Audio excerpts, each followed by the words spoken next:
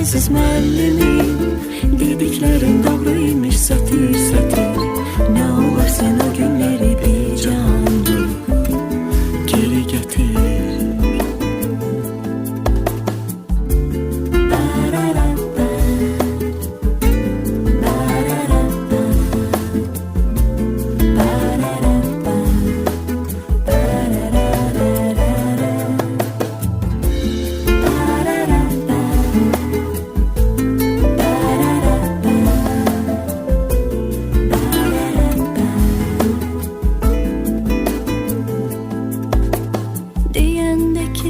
Saçınızı qoşa hörük örmək üçün uçlarına beyaz lenti kəpənək tək vurmaq üçün siz çox şeydən keçəcəksiniz.